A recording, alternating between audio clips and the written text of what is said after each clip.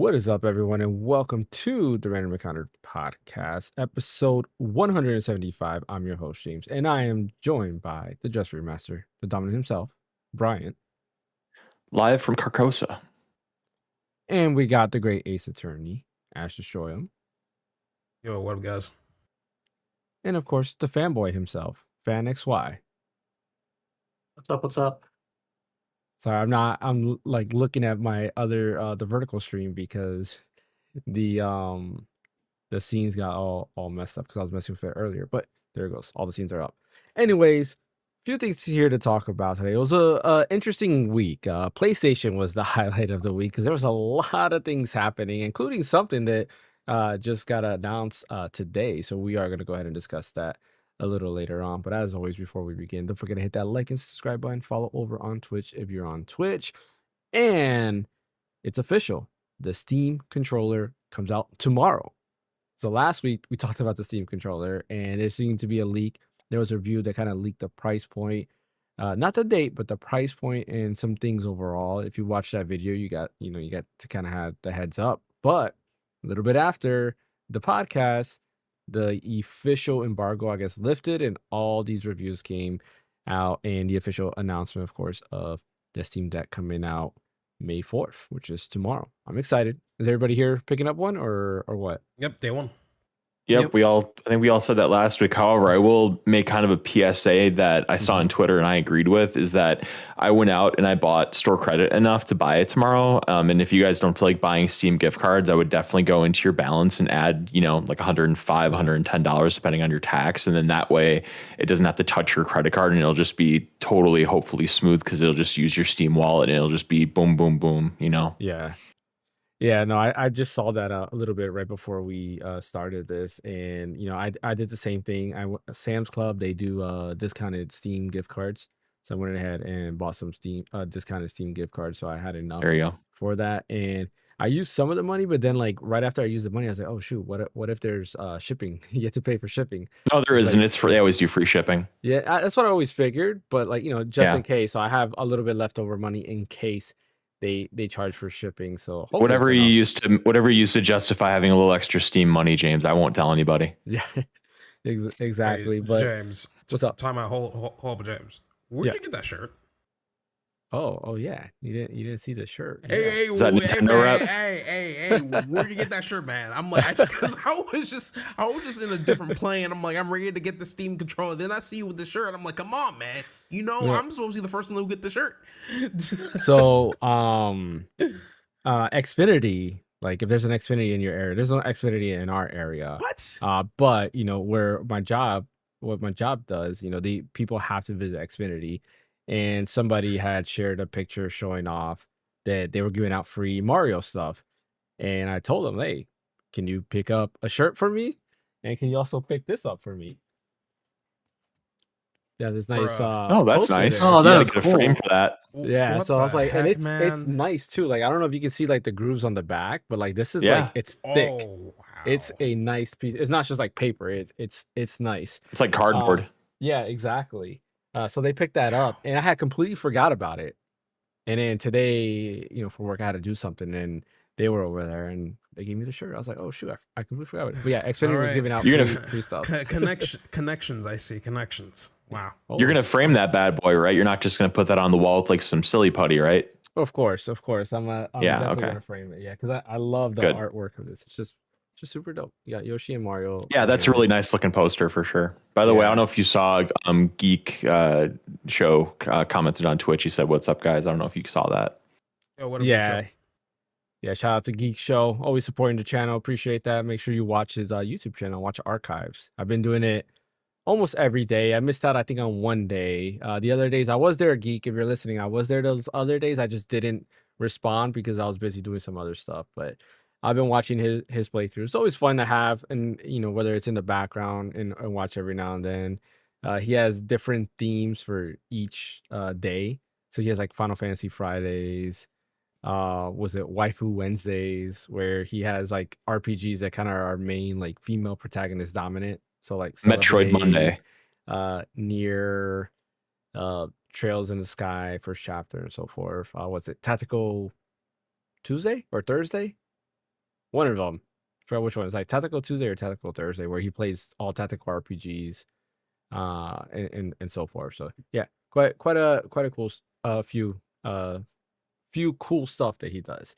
But going back to the Steam controller, yeah, I'm excited. Like I said, I would buy 2 day one, but I'm gonna get one for now to see how I feel about it, because watching some reviews and seeing the how big it is, I'm just worried. Like I think I was watching Retro Game Core. I believe it was his review where he said that the weight was actually pretty heavy and he did get tired over time. So that's one thing I am worried about. Where something like this is not heavy, like the Golden Kit KK3 Pro Max controller. Like this is not, or KK3 Max controller rather. This is not heavy. The other thing he was commenting on was a lot of like third-party controllers. They have metal around here, so it glides easily around. Or if you look at the Switch Pro controller, I don't know where I have my Switch 2 Pro controller. The thumbsticks don't actually hit the edge, so also it makes it feel like it's gliding around. But the Steam Deck controller, or the Steam controller rather, doesn't have that. But I mean, when you feel the actual like Steam controller, it doesn't feel that bad. So I'm just curious if Quit saying bad things, James, because I'm gonna be looking out for it. I purposely am getting this thing without reading a single review, just so I don't get influenced by anybody. Gotcha. So I'm gonna go and forget what you just said. Yeah, just forget it. But that's my only worries personally. So I picked up one. More likely I'm gonna like it, because my biggest issue was if I ever hooked up the Steam Deck to not even so much the Steam Deck, but sometimes like if I hook it up and put it in my TV in the living room, there might be a pop-up when I'm doing emulation where you need the mouse, and I would have to run over to the Steam Deck and use the trackpad to kind of navigate. Or like great example is in Dolphin. For whatever reason, you have to go to Dolphin directly and turn on the other controllers. And sometimes if the Steam Deck picks up like a DualSense controller, but the last controller used was an Xbox controller for like player 3, you have to go and manually change it from Xbox to DualSense, or vice versa. So I would have to go and use the Steam trackpad, the Steam Deck trackpad, to switch all of that. It was very annoying. So I'm curious to see how that works. Yeah, the other thing, unfortunately, I'm saying more bad stuff. I'm sorry, Brian. Was that apparently non-Steam games don't work with it right now. So that, yeah, well, that's I'm okay with everything. that. I'm planning on playing just Steam with it anyway, so it's fine. Well, I have an I'm Xbox not controller if there's okay other stuff. because I'm playing through Oh. Eternal Darkness, and I was like, man, this is gonna be awesome. I'll be able to use it for Eternal Darkness for my stream. But no, I can't use it for Eternal Darkness apparently. So hopefully there's like an update or There'll be stuff that'll come out. I bet that'll make it work across the board. Like Steam is such a open platform, and they have kind of a reputation for being very open source and stuff. So you'd figure that eventually somebody will figure something out. Yeah, I mean, Retro Game Core did say there's an app you can download called Scissor. And basically it allows Steam input into non-Steam stuff. So he was able to use it to play on like Xbox Game Pass and on GOG and all these other things. So I'll probably test that out too. I'll have a video on that for sure, because I'm excited for the Steam controller.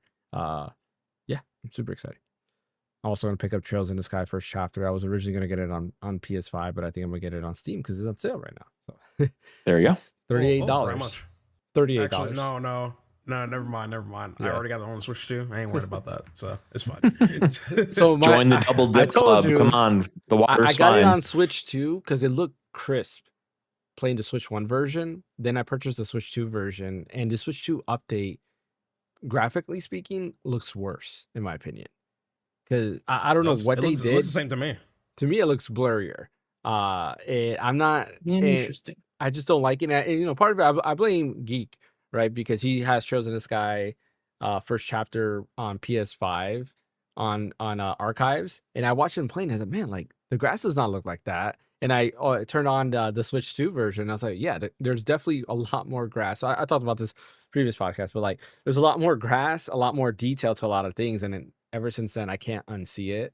So now I'm screwed. Like every time I try to go back and play Trails in the Sky first chapter on Switch 2, I'm just like, it's not the same. I've always come in with the expectation that the Switch 2 version is always going to be the inferior version compared to its competitors when it comes to graphical fidelity. So it is to be expected, after all, of anything. Yeah. So it's not really going to be it's not really going to bother me as much. And then when I was playing through the story a little bit more, I did notice some like inconsistencies when it comes to like the shadows that you were talking about the other day. Yeah. But I was like, it is what it is at this point. If they were to go back in and try to like patch it, I hope they do, then cool. But it's not going to be like the end of the world for me. Yeah. Because for What's me, the like I thing? said before, yeah. So for a good example, which this is probably one of our topics, is that we might get in a Switch 2 update for Dragon Quest 11.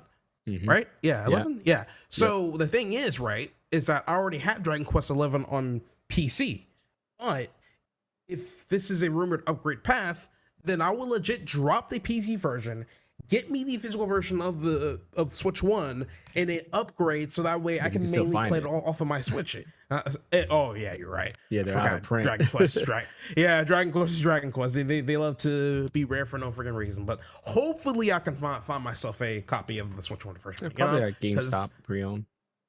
Yeah, because that's what sold me is mainly physical stuff. I'm fine sticking with the Switch version if I can get all the benefits of the Switch 2 version. If you get what I mean. So but yeah.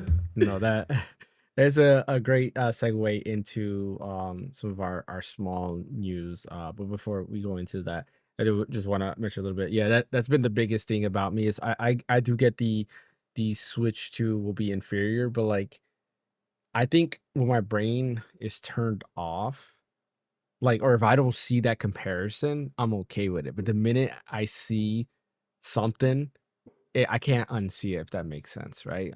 But I mean the same thing for me when it comes to Pragma on Switch 2 versus on PlayStation. yeah, Definitely see a huge difference, especially on the hair qualities. And Yeah. I remember that night and day. But see, you know for what's funny to me it's is to be expected at that point, you know? But to me, like the hair quality, for whatever reason, for me doesn't bother me. It's more the blurriness. Like I hate when they go crazy with the bokeh effect for no reason. A great example is a lot of the HD 2D games on Switch 1. I mentioned this, of course, like years ago on the podcast. They go crazy with the bokeh effect, which is background blur, for like heavily to kind of hide like imperfection, and it bothers me. Triangle Strategy had it on the Switch 1, Octopath Traveler 2. They all have that on Switch 1, and it bothers me. Live Alive also has it. But when you go to the other console versions, which are now available, at the time there wasn't any other option, they don't have that bokeh effect, and it looks a lot crisper. Triangle Strategy is a perfect example. Playing that on PC, it looks so much better. It doesn't have the bokeh effect, and it doesn't bother me. And I think that's what Trails has that's also bothered me. Is I'm looking at the cutscene and I see the background and the whole like trees and everything are super blurry, for no reason. Where that same cutscene on PS5 was nice and crisp. Like the trees are crisp. Like they might be out of focus, but they're still crisp, if that makes sense. Yeah, I see what you mean. But yeah, like Ash mentioned, Dragon Quest 11 might be coming to Switch 2 with a Switch 2 update. I'm actually pretty excited for that because that is one that I feel like can run easily, whether it's 30 FPS 4K or like 60 FPS 1080p. It can do well for a Switch 2 upgrade. There are certain parts where you can actually outrun the game, and what I mean that is when you're riding your horse and you go too fast, the Switch will actually stop and load because you're going too fast. And I've broken the game, not really broken the game, but I've caused the Switch game to do that multiple times. See, GeakShow says that's why he got. He says I want to do other M, Brian. So he wants to do other M for archives. There you go. And then he says that's why he got Trails in the Sky on PS5. And then another reason, Don't don't want Chrono Trigger HD 2D. Chrono Trigger HD 2D. Okay, yeah. Yes. CTHD. Yeah. Yeah, I mean, Chrono Trigger, we've talked about it multiple times. Is that game that it doesn't age. It looks great the way it is. You don't really need. Did you see someone actually, like a fan made a video of a 3D like Chrono Trigger? Yeah, it was like Yeah, an I didn't Unreal like it. version. I didn't like it either. Oh, it's Unreal Engine. Ugh. Yeah, I didn't like it. It's like leave it alone. Let it be. Like HD 2D. If there is some type of remake, I think HD 2D would just be the best case scenario. Worst case scenario is making it 3D. I don't want it to do that. And don't touch it. I don't want it. Like Square Enix right now, what they did with Final Fantasy remake, I just don't know. Just don't touch it. Let it be. Let it be. It's fine. It's fine the way it is. Chrono Break style. Yeah, I remember the third Chrono Trigger or Chrono game was supposed to be Chrono Break. It was like teased and they showed off Chrono in 3D, and then it never like came out, which was interesting. But yeah, Dragon Quest 11 coming out, or 11S rather, coming out for Switch 2, which is pretty cool. A lot of games, we've talked about this before, a lot of games are being rated for Switch 2, which makes you think that that June Nintendo Direct is officially going to happen. I do think it's going to happen. So you just got to wait and see for that Direct. I'm excited because we still haven't gotten Star Fox. Star Fox was supposed to be announced in April, or supposedly. Nate the Hate said it was coming, but there's still no Star Fox announcement. It's got people a lot of people worried, a lot of people thinking that Nate the Hate was wrong. I don't think he was wrong. It's possible that it's just getting delayed, or maybe they're running into issues and they're unsure if they're going to meet the deadline, so they just haven't showed it off. But we got all of May. It can still be announced in May and then come out in June. You never know. Or it can just be in that June Direct and Shadow Drop, which is also a thing they've done before, like Metroid Prime. There is a Final Fantasy IX prequel book that was announced. It's gonna follow Vivi and basically talk about like Vivi's grandpa, which is kind of cool. I don't Very cute. care for that. Like, just give me a Final Fantasy IX remake or something. I would prefer that.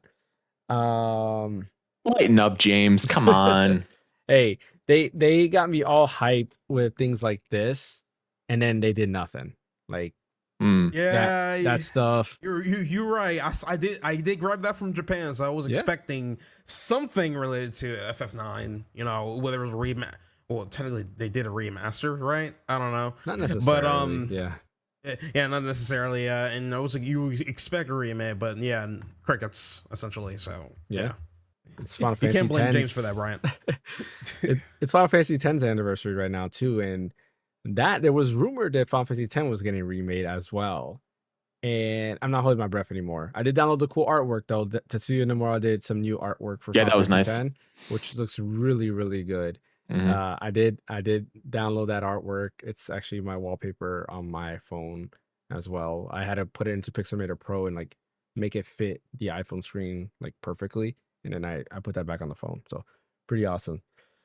New Xbox wallpapers available. And what I mean by that, you're like, why do I care about wallpapers? What they did is they went back to like the retro Xbox theme, so things like Xbox 360, Xbox One, and the series, and how they each had like their own like background with the Xbox logo, and they changed what the Xbox logo was there to the new Xbox logo. Hopefully that makes sense, because I said Xbox logo a lot. But just picture the Xbox 360 logo, but now instead of it being the Xbox 360 like more rounded logo, it's the new Xbox logo with the 360 look or layout there. Indiana Jones Switch 2 performance has been detailed. 1080p in docked, 720p in handheld, and it will run 30 FPS both in docked and handheld. There's a game I didn't mention that I was going to pick up on Switch 2 because I have yet to play it on PC, but now that Game Pass is getting cheaper, maybe I might try it on PC again, since it is getting cheaper. I'm sorry, which game? I kind of missed it. Indiana Jones. Oh, so it was running 30 FPS across the board on Switch 2? Correct. And then 1080p docked and 720p handheld. Not surprised. Yeah, not surprised at all. Makes sense. Let's go ahead and talk about Final Fantasy VII Rebirth. The demo came out on Switch 2. Has anybody here tried it yet? I have not, but I watched somebody played it, so I can definitely speak on it a little bit. Okay, cool. Brian, you said you haven't tried it? No. How about you, Fan? No. Okay. I've been playing other things. I gotcha. So I did test it out this morning to kind of get a feel, because I did want to speak about this. And I mentioned like I was super excited it's coming to Switch too. And I do gotta say, I did watch a video. I don't remember if it was Digital Foundries or Switch Up's video, or it could have also been Good Vibes Gaming. I don't remember which video it was, but they were showing the differences between PS5 version and the Switch 2 version. And there was definitely a lot of negativity, inconsistent frame rates, lower texture quality, missing items. For example, when you go into Tifa's house and you go into her room, like all the posters and all the little Easter eggs they put in there are completely gone. The table and like I think Cloud's house, like there's no like plates and all that stuff. It's just an empty table. And I thought that would bother me. But when I was playing it and I go into the house, I was like, it's actually, I don't care. The only thing that did bother me was Tifa's room because there was a lot of Easter eggs. Like you had the dolphin photo, which was supposed to kind of like do the Easter egg of Juno when you go to Juno and then you're going up on the dolphin and stuff like that. So they had that stuff, and I think there was a poster about Emerald Weapon. I believe it was this game where they kind of show that, and that's not in there either. But outside of that, like it doesn't look that bad. Being in what's the name of the town? What's Cloud's hometown? I forgot. Nibelheim? Yeah, Nibelheim? Nibelheim. There we go. Being there and like I was trying to see if I can get it to chug. I was going around where there's a lot of NPCs. In that town, at least, it doesn't really chug. To the naked eye, at least for me, it looks like it was a steady 30 FPS. Maybe there's like some slight dips, but nothing noticeable for me at least. In combat, I only did the first like part where you're Sephiroth. I didn't notice any slowdown there. What else? I mean, that's pretty much it. So I've only done the beginning. Reviews are saying it's not that great. Texture quality is low. I was looking at like houses and like the wood texture and the dirt texture.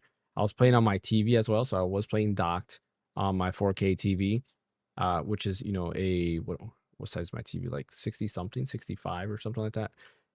I don't notice the difference. So I think it's great. I think it looks good. It's running steady so far. I haven't gone to the open world. So next week I'll try to get to the open world and kind of get a feel for it, see if it's really that bad. But so far I think it runs solid and it looks great. Ash, what are your thoughts? Yeah, so despite not me playing the demo yet, I did watch Maximilian dude play the Switch 2 version and stuff on his stream, and honestly, I couldn't from the naked eye, I couldn't find any difference. Which I think that's what matters by the end of the day. Yeah. If it quacks if it quacks like a duck, it is a duck at this point. And the thing is, Max kept going back and forth on like the differences between the PC version and the Switch 2 version. So he wasn't even trying to use the PS5 version at this point. And there were some differences, don't get me wrong, but it wasn't like a night and day difference, if anything. Maybe some lightning and shadow quality a little bit here and there, but overall, in our eyes, I feel like Square Enix really did a good job when it came to this port. It kind of felt similar to when FF7 Integrate came out on the Switch 2. So yeah. I think the problem is what I've seen from some of these reviewers is that the way they're coming in onto this, they're trying to do apples to apples instead of doing apples to oranges, because the Switch 2, you have to expect that the Switch 2 will look worse than the PS5, than the PC, all that kind of stuff. And I don't think they're doing that. And of course, you can be negative that hey, the texture quality is lower, but that's to be expected. That's an expectation. You expect the Switch 2 to look better than the PS5? Of course not. Never in a million years. So from my point of view, I feel like this is an overall good port for the Switch 2, because I barely see any frame drops on this thing. It was like a smooth 30 FPS from what I was able to see. I feel like I'll be able to play this game 100% through. So I tip my hat off to them without even playing the demo. So it's pretty good on how much they were able to accomplish with the Switch 2. Yeah, and I think that's something that I feel that I just think gamers in general, like sometimes you look at a Digital Foundry review and they're really like their job is really to nitpick, right? So, and I'm not saying nitpicking as in like they're doing a bad job, but their job is really to give you the breakdown of performance of maybe it's inconsistencies or maybe it's pros. And a lot of times you might see the inconsistencies, but at the end of their review, they're like, yeah, it is a good port. It looks great. I think going here is like, yeah, you can nitpick some of those things, but to like my eyes, if I didn't notice that, or rather like, me playing that part on PS5 and then on PC, like if I didn't watch that video, I'm sure I would have came into the Switch 2, not even realize that the stuff, maybe in Tifa's room, but not realize that there was no plates on the table or anything like that. So I think it's a good port. We'll see. I'm probably going to pick it up day one, but I probably won't beat it like I want to, because like I've been trying to force myself to beat Remake, and I mentioned this multiple times. I picked it up again and was playing it a little bit more, and it's just a chore. I'm so close. I'm already in Shinra's Shinra's tower or whatever. I'm Okay. getting to the part where I'm about to rescue Aerith, and yeah, it's just a chore. That's just like You say that. You say that. I'm trying to convince myself on start playing Rebirth, yeah. but I'm so afraid to play that because there's so much fluff in that game. It's ridiculous. I feel like there's so much unnecessary fluff, There and I'm is. like afraid to touch that. Like, goddamn. There is. Listen. I know you don't like side quests in FF16, but I'd rather go back to FF16 because I know it's straightforward. Like you go from here and here, do 3 side quests. All right, main story quest. That's it. Yeah, Rebirth, I mean, bro, it's so overwhelming, bro. So overwhelming. yeah, the fluff that's in Rebirth for sure is not as bad as like or I'm sorry, the fluff that's in 16 is not as bad as in Rebirth. Like you might like finish a main story beat and then like, hey, I need you to find this thing for what's her name, Mid, or I need you to find like a what was it, something for Mid for her ship. I was like, okay, like that's a 1, 2, 3 and you're done. But in Rebirth, no, it's just like it's a whole thing. Like the only fun part for me is because I enjoyed it was the whole what's it called, Queen's Blood, like little thing on the cruise ship. Like I didn't mind that because I like Queen's Blood. So doing the whole championship, yes, it was a side quest, a giant side quest basically that you had to do to progress the story. But it's fun. Like Queen's Blood is amazing. They should just make that like a mobile app. I would probably play that like almost every day because I thought Queen's Blood it's a really cool game. I think it outbeats, in my opinion, like Tetra Master and what's the other one? What's the one from Final Fantasy VIII? What can I remember? Triple Triad. Triple Triad. There we go. I think it outbeats those card games like instantly for sure. I really Doesn't beat Triple Triad. You don't think so? I don't know. Maybe it's just I'm too dumb for Queen's Blood, but I find it really hard to kind of wrap my mind around. Triple Triad, I mostly understand, except when there's like really weird rules and stuff. But like it's kind of few and far between. And I genuinely think, or generally not genuinely, generally think that what was Nines? You just said it. Tetramaster. Tetramaster. I think Tetramaster is kind of trash. I could never figure out Tetramaster. I feel like it's. I gotta go back and play it, but like in my head, it's like it was similar to Triple Triad, but maybe it's not. Like, it's kind of similar, but it's different. Yeah. Okay. I think Queen's Blood is great. Like I just like that. It to me, it felt basic. It's basic, but it's fun. It's just like you have 3 rows, and the whole thing is you're trying to capture the rows, similar to Triple Triad, except that I don't know. It's a little bit different. You can only really go sideways, or I guess you can go diagonal as well. But I enjoyed it. Hello, Roses. Would you like to listen to our news broadcasting for competition? No, thanks. Appreciate the offer though. So yeah, Final Fantasy VII Rebirth. I think it's fine. Like performance, yeah, according to reviews, might not be the best, but I'll update when I actually go ahead and get to the open world and see if I really do change my mind, if it's really as bad as what some people were complaining about. Because I don't like listening to people online because they're always loud and they're always complaining, and 9 times out of 10 they're usually wrong. Things are usually just okay. That's why I stopped. I mean, it's been a while since I used Instagram, but I definitely just 100% quit Twitter, bro. So yeah. No. On the side note for Final Fantasy VII Rebirth, I did want to mention something that I've been doing. It slightly has to do with what we've been playing, but it's really more of something that I was testing out to see, and I actually enjoy it. And that is I blame Ash for introducing this to us a long time ago, and he talked about it. I did. And Okay, I just took forever to try it out, and I finally did. And that's lossless scaling. So I've been messing around with lossless scaling. Okay. And I do gotta say, I prefer lossless scaling to like AMD's like FSR frame generation or anything like that. I feel like it does a way better job than AMD's frame generation. A great example is playing Rebirth. Rebirth using AMD's frame generation, there was still a lot of stuttering and a lot of inconsistencies. So like it didn't really hit 60 FPS. Like it will go around like 40 and then drop down to the 20s. Where with lossless scaling, it constantly, the lowest I've seen it go to is like 45, but it's between 45 to 60 on my ROG Ally X, which I thought it was great. So I've been playing that with frame generation. I'm not getting any type of latency or anything like that. And I've tested other games. Another game, which we'll talk about a little bit later, about what when we go to talk about what we've been playing, we'll talk about that game later. But I was testing out with Expedition 33 because, of course, you have to be very timed. And with lossless scaling turned on, it's like solid. Like I actually think it's better latency than AMD's frame generation that's built into the game. Because the minute I shut off that frame generation, went to lossless scaling, I had to retime my hits, but it made more sense. Just to give you an example, like frame generation when playing that game, for whatever reason, I had to press the parry button right before it hits. Like it was a little bit before it hits, which I thought was always kind of weird. I'm like, why do I have to do that? But then I thought maybe it's because of frame gen. But with lossless scaling, I actually have to now I press the button right when the attack hits and it's supposed to connect and I'm parrying. So it's like, why wasn't that the thing? In DLSS frame gen is exactly the same way. AMD's, I guess, frame gen does give you a lot more latency when compared, and I had reflex turned on and everything. But yeah, that was my biggest issue with AMD's frame gen. So yeah, lossless scaling.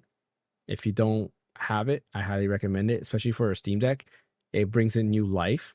I was Persona 3 Reload at the set TDP that I have, which was a lower TDP. I was able to do 90 FPS no problem with lossless scaling and frame gen, which is kind of cool. There is a little bit of a thing you have to do when it comes to lossless scaling on Steam Deck. You have to download something to make it work, but it does work. And then on ROG LIX or any Windows machine, you just use the app and you're good to go. So yeah, I should shout out to Ash because he's the one that brought it up first, and he was talking big about it. Yeah, I now remembered. Yeah. I'm actually using lossless scaling a little bit on my gaming laptop when my because even though it looks like I'm on my PC, I'm actually using my work MacBook to come into the Discord essentially. Yeah. But since my main PC is still out of commission, I've been having my old gaming laptop stream some of my games to my Steam Deck and stuff with the Apollo Moonlight setup essentially. And what's cool is that within the Apollo setup, you can actually specify like which graphics card you want to use in order for it to start to encode those streams for you. So luckily for me, I had a gaming laptop that has Thunderbolt 3. So with Thunderbolt 3, you can use an external GPU. So from that point, I used the internal GPU, which was the 1060 Max Q design. So, and with that GPU, I use that mainly for streaming to my Steam Deck, and have my external GPU, which at the time is the 1080 Ti, to render the game.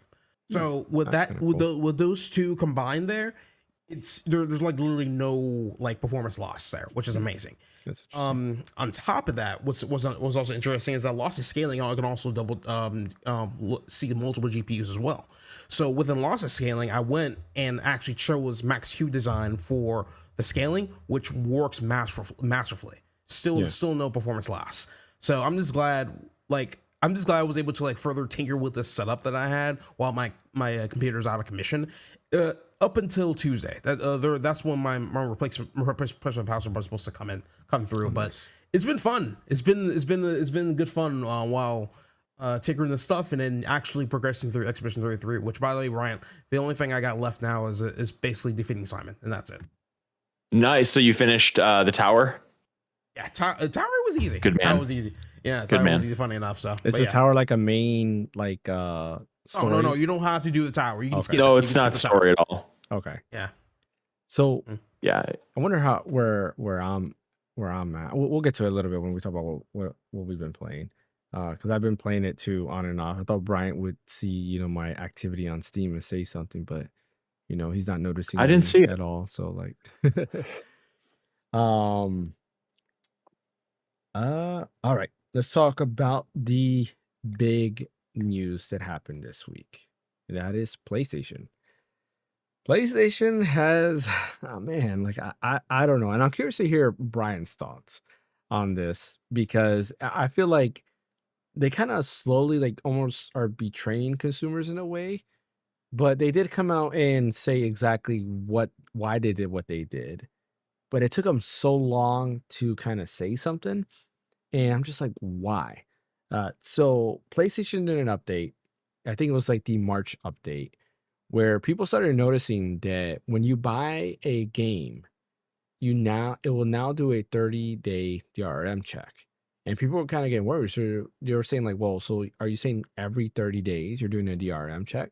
So a lot of people started digging and started noticing that, yeah, like everybody was getting that. If you purchase a game after that March update, it gives you a 30-day DRM check.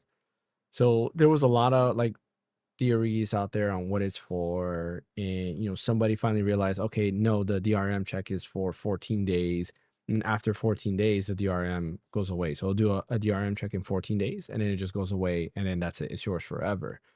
But a lot of people were still worried because it was still saying 30 days, it didn't say 14 days. So finally Sony did come out and say that yes, the DRM check is only temporary, and then once it does the secondary check, then that's it. You don't have to worry about it. And then the game is basically yours and it's not doing the DRM check again. And it seems to be that the reason they did that was people were doing this, which I wish I figured out myself. Like that was pretty awesome. But what people were doing, they were purchasing a game on PlayStation Network, and then they were asking for a refund. Sony was refunding them. But what it is, they brought the console offline. And because they brought the console offline, they were able to play the game throughout while it was offline, and then the minute they turned it, they connected back to the internet, it went away. So people who were basically getting free games, they were buying a game, playing through it, refunding it but playing through it, and then getting the game back. So like, it was a crazy like workaround, and I'm surprised that wasn't really like public, because you would think that people would notice that and they usually share it to everybody right away. But apparently it wasn't big. I didn't even know that was a thing. But that's why people want to like keep those secret, because once it gets out, it's going to get patched. Essentially, there's going to be a ban for that, So that's, exactly. Yeah, I got to understand why people kept that on the download of anything. So, but I'm curious, like, Brian? What were your thoughts on this? Like, especially them not answering anything until what was it, like 2 or 3 days ago, when they finally talked to, who was it? I think GameSpot. They finally answered them. Yeah. So what's crazy is that it took GameStop. I think it was GameStop, wasn't it? I don't think it was GameSpot. Wasn't it GameStop? I thought it was GameSpot. Let me look. Yeah. I thought it was GameStop, actually. Really? GameStop? I think it's GameSpot, because GameSpot is the like news and articles. GameStop. Yeah, my bad. Yeah, it is GameSpot. Yeah, it's GameSpot. Well, no, GameSpot is the gaming news thing, but I could have sworn that they reported it to GameStop. Well, anyway, I'm gonna find out, because it is interesting. But I thought it was a post from GameStop. But regardless, GameStop made a post that was basically making fun of it, of this DRM thing that was kind of getting circulated on the internet, that was going to happen with this DRM. And in my head, it's like, dude, when GameStop is dunking on you, this isn't some niche thing that 2 people are talking about anymore. Like, this is something that's gotten widespread attention between not just gaming sites, I feel, but just kind of an overall trending thing on Twitter. And once it gets to that point, you either have to put up or you have to shut up. Now, to be fair to them, I mean, it was like 4 or 5 days, I want to say, before they came out with that statement, from when that initial guy came out talking about how the DRM works now, supposedly. And, for a corporation that size, like, maybe that's not that bad of a time, because they have to kind of cover their bases legally. They have to make sure that they're not breaking any sort of giving away too much as to why they're doing it that way, so people don't run out and try to game the system or whatever. But at the same time, it's like Sony, I mean, all the big 3 have been pushing buying digital games forever now, but Sony, in particular, definitely is all about PSN, buying games digitally. That it's so pushed, and I'm fine with it, because I've been all digital for close to 10 years now.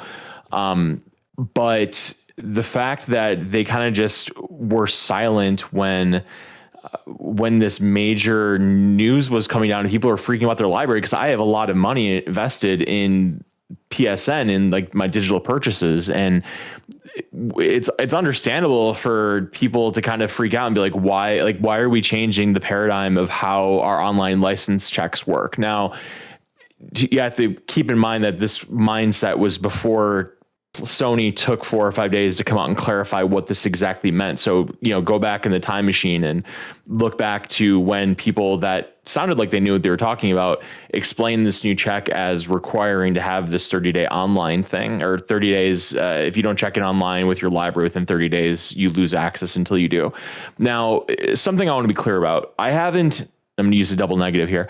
I haven't not had internet access consistently since like I was probably 12 or 13 years old. Like I've always had internet. Like if there was a day that went by where I didn't have internet since then, it incredibly rare and I don't even remember it. So it's not about the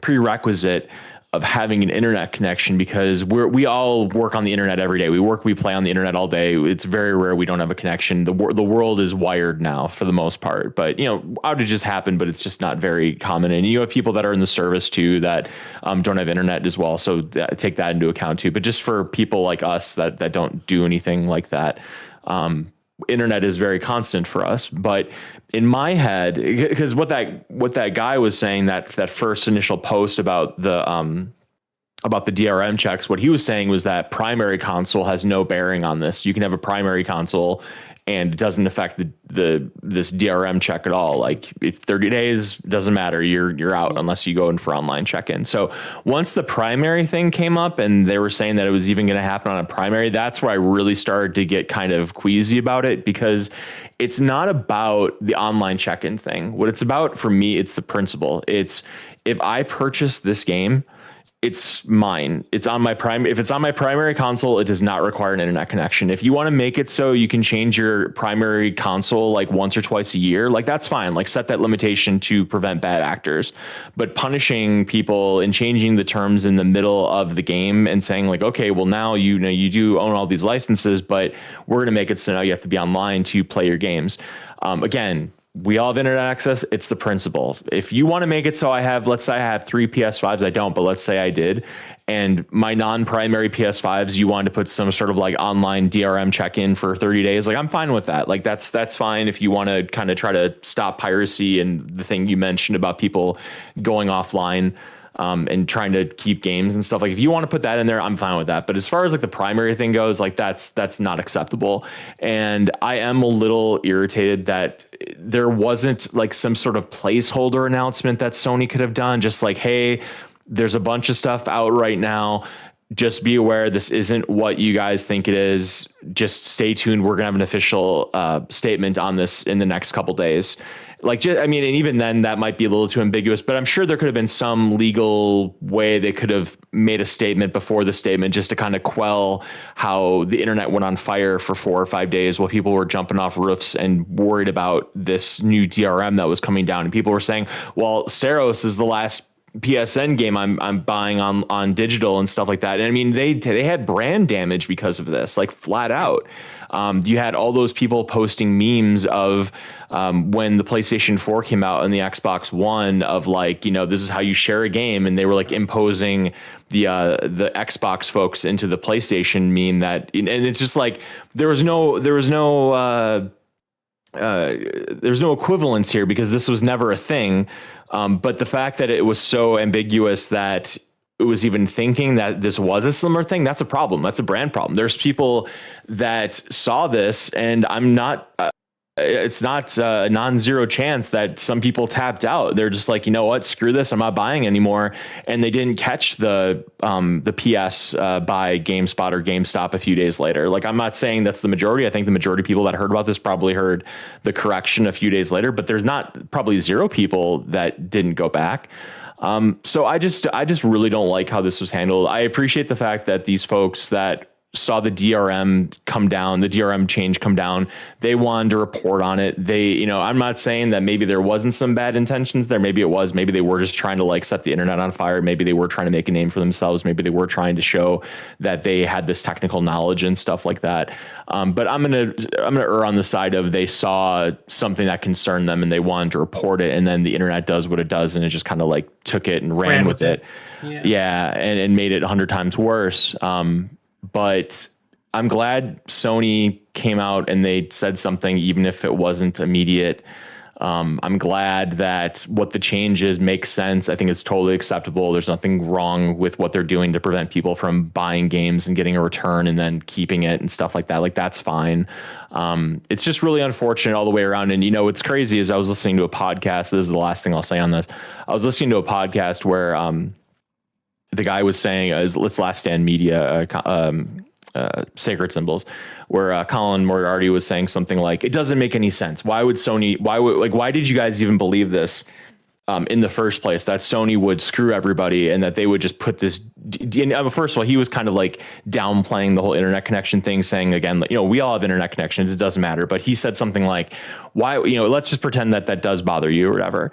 Why do you guys even care about this?" What was I going to say about this? I lost my train of thought. Man,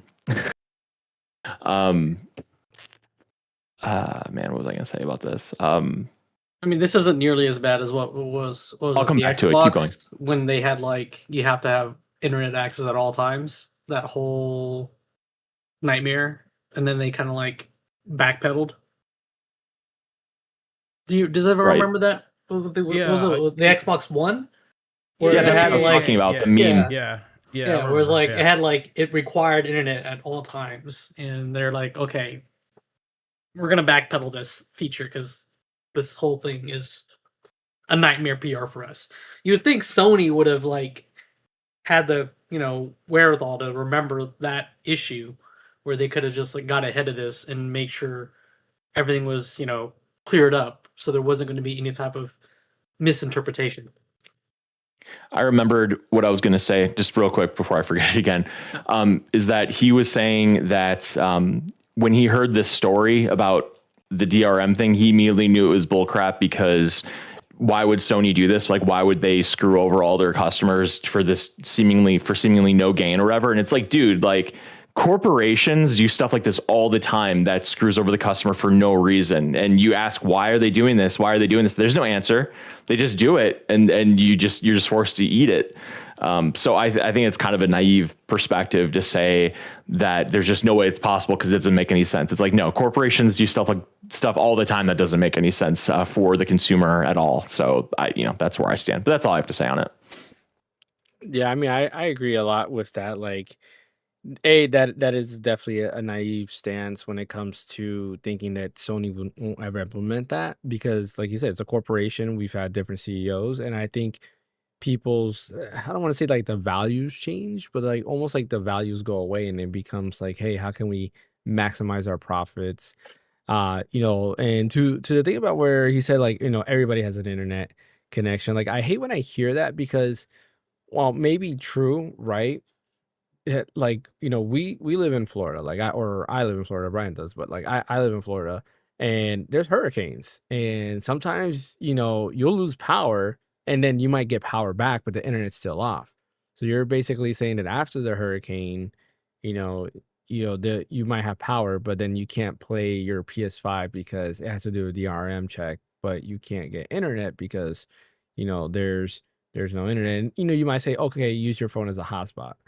There's times then when the hurricane hits, guess what? The cell towers are down too, so then you don't have any signal either. So that take I don't like, because there something can always happen. Your internet provider can go down, and then you're saying that immediately once you lose internet, well, guess what? If you're in the middle of playing, your PS5, it will shut off because it's still checking for that internet connection.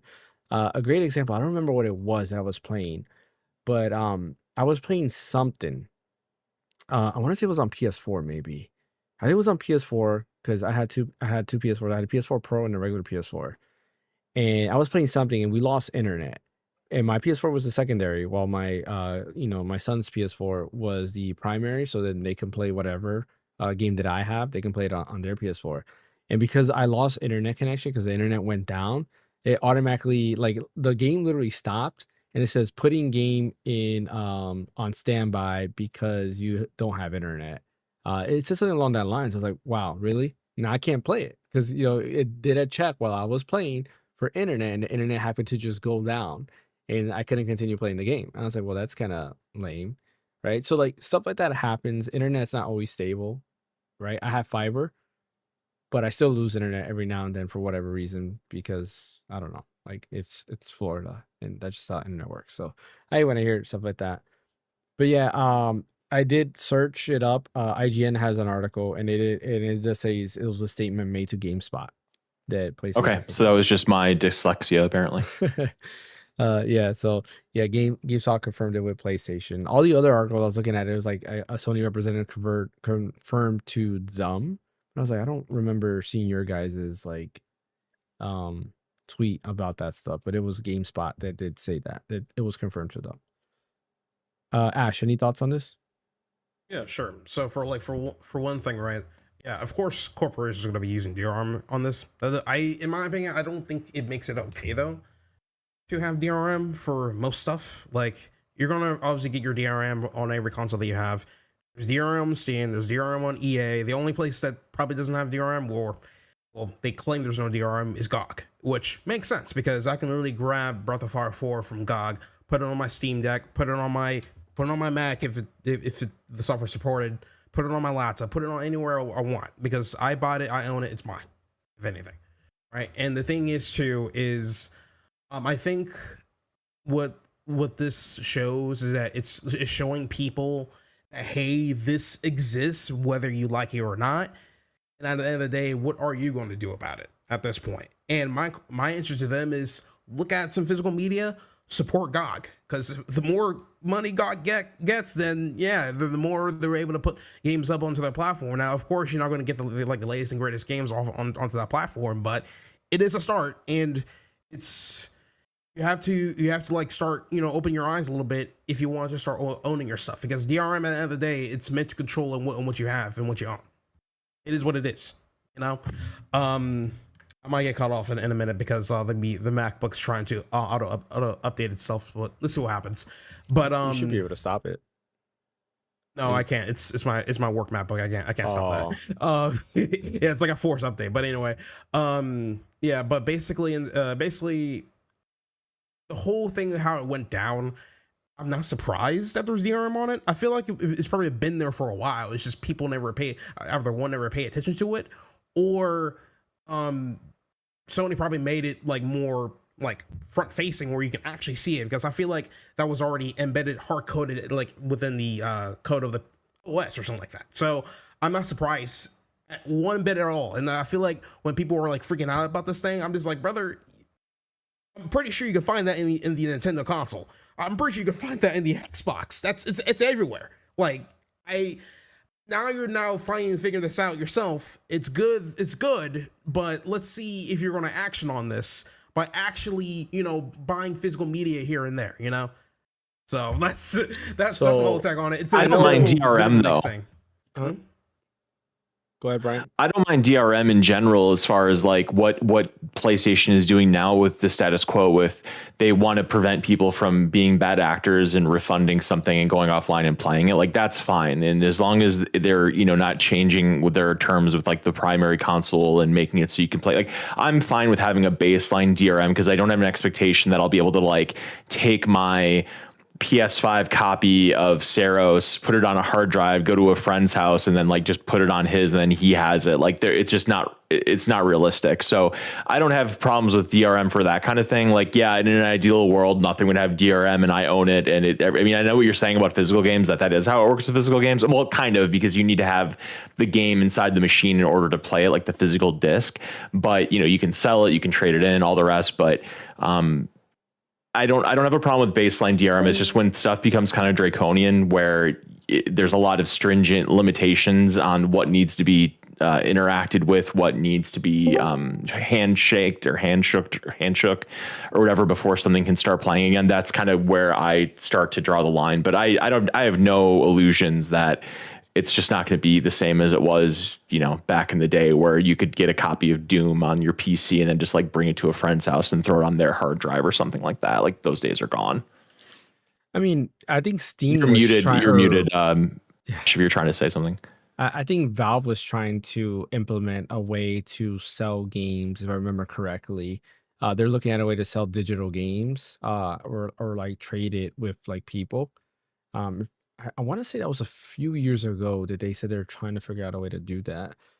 Used digital games. Yeah, basically, like if somebody, well, not used digital games, but like let's say you want to trade a license for a license or something. Yeah, like let's say, hey, I have Chosen the Sky first chapter, right, and you want to play it. that I can either let you borrow the game, I can sell it to you, or I can just give you the game, and then I don't have that license anymore. It becomes yours. Which I feel like we're kind of halfway there, because with the Switch 2 and the virtual game key card, I feel like that's a or not virtual game key card. What is it? What do they call it? I forget what they call it now. Family share? I mean, I don't know. Yeah. What was that? Does family share or something like that? Or? Is it just called Family Share? I thought it has like a specific name. Isn't it virtual game cards? Oh yeah, virtual game cards. There we go. Yeah. So the ability to like to share virtual game cards amongst your family, like I think that's kind of like halfway there, but I feel like it should be more than just your family. Like that's one thing I don't like about the Switch version of that. Is like, hey, or A, like why do I have to be next to you? Yes. B, like, why can't I just let you, through Wi-Fi let you borrow the game, and then you have the rights for it. And I have no longer the rights for it for 14 days until you give it back. So I hope when it comes to digital, like we can figure it out a way, because I'm sure it's possible. Like I'm sure it can be done. Valve saying that they're working on that. Like I think right now the innovator in game space in terms of like just a lot of things, I think Valve is doing great on that stuff. Like they are definitely stepping it up, and it's stuff I love that Valve. Valve's great. yeah, like stuff consumers have been asking. Yeah, Gabe has his yacht and stuff like that, but hey, he's earned it, right? He's earned it. He's doing great work, and I hope they just continue to kind of like, I don't even know what you call that, innovation. I guess maybe it's innovation, like innovate the digital space that they got it's going on. definitely innovation, 100%. But like the Yeah. thing is too, the way Valve's doing DRM is the way I like to see done, because for one thing is that the whole Steam family sharing that they have, Yeah. I feel like they kind of gave us too much power with those licenses, mainly because is that right now I can go on my Steam library, play Pragmata, and not to pay a single dime.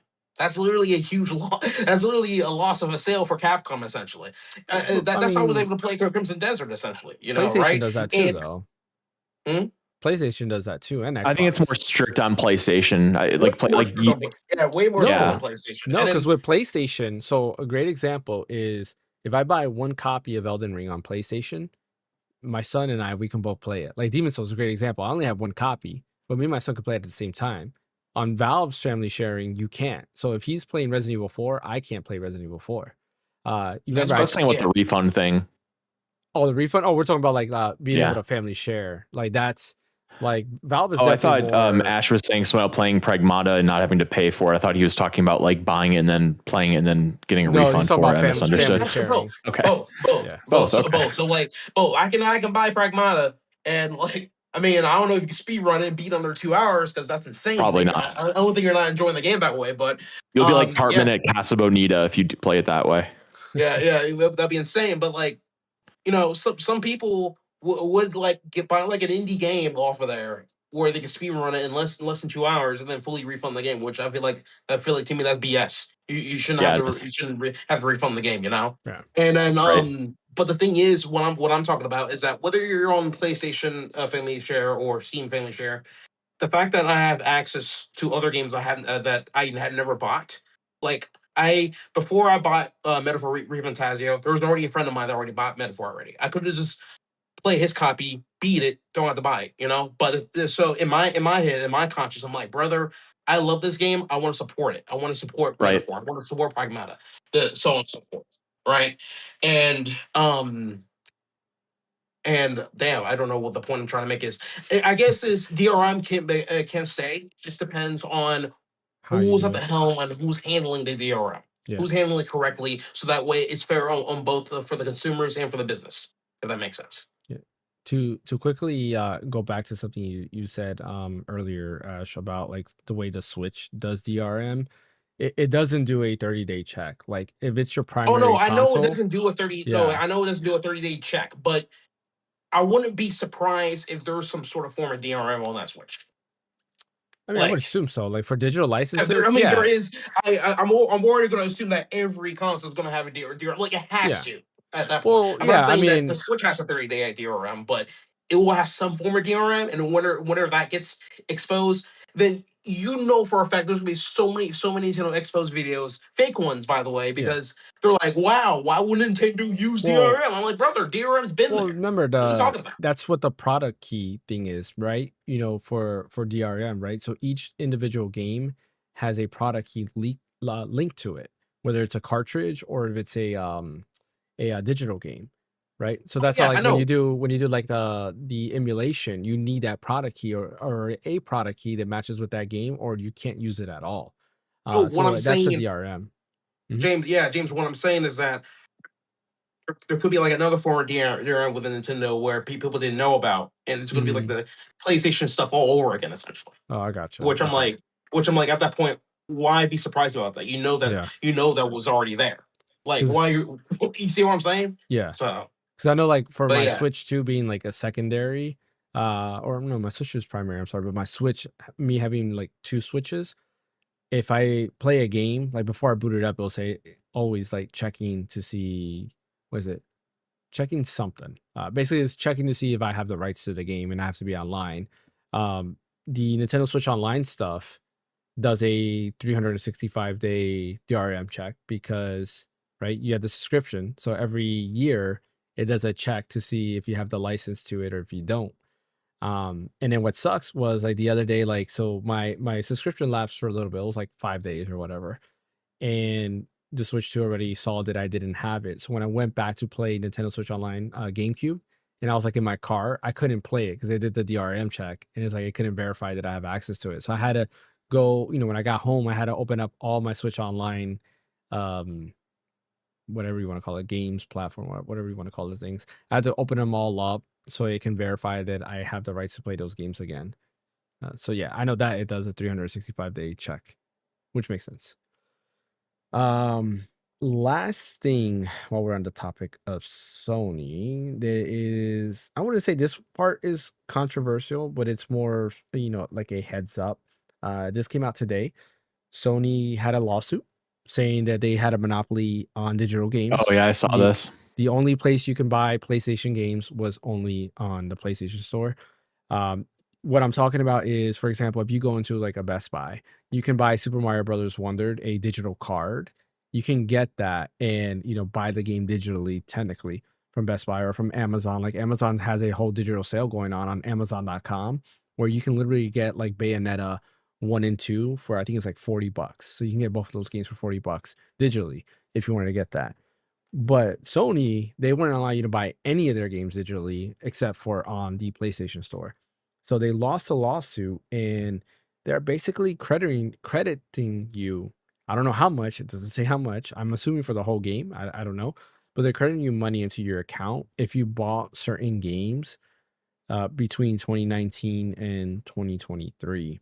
It was That'd be very interesting. Yeah, it's a huge list. I am not going to read it because it's like a lot of games. I will say, though, a game that I bought on is on that list, and that is Demon Souls. So Demon Souls is on that list. So I'm like, okay, a lot of first party games. The Last of Us Part 2, The Last of Us Remake. What else? There's a lot of games out there. Even non-Sony games are on there, which is interesting. Or non-Sony exclusive games, rather, are on there. So definitely take a look at that list. And yeah, they should be crediting you to your PlayStation account. It's just the funds are just going to appear one day. And yeah, so I'm happy. Hopefully it's the whole amount. Yeah, what if one day you just like log into PSN and you have like $700 in PSN credits? That would be like the best day ever. Crazy. Yeah, exactly. Yeah. I would go crazy. Hey, I would probably renew my PlayStation Plus subscription for that stuff first. Or I'll wait till what is this?